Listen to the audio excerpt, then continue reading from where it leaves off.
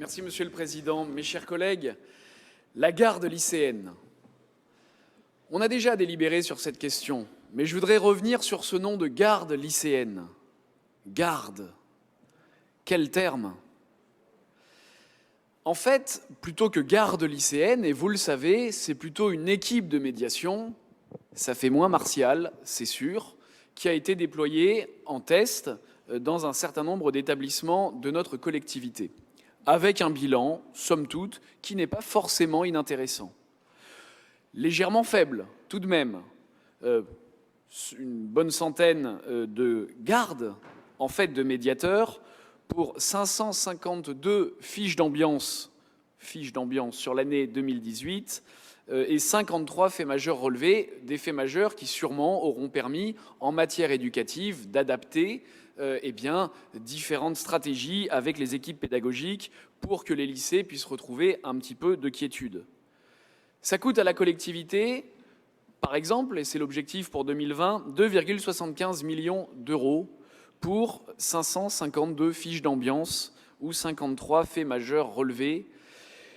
Mes chers collègues, est-ce que le coût-avantage est encore réellement justifié? Vous pensez que oui, nous sommes un petit peu plus mesurés.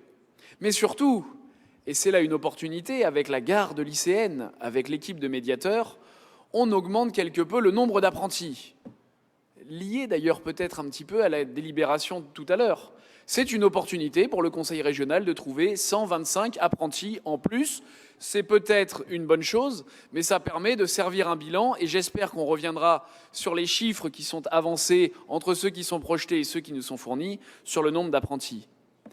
Mais, mes chers collègues, dans les lycées, traite-t-on le véritable problème subi par de trop nombreux jeunes? Qu'a-t-on retenu de cette expérimentation de 3 ans sur la question du harcèlement au lycée? Combien de jeunes filles, et la presse s'en fait parfois l'écho, combien de jeunes filles sont harcelées, humiliées, parfois même violées dans nos établissements ou dans des actes directement liés à leur présence dans les établissements scolaires? Combien de tenues sont stigmatisées?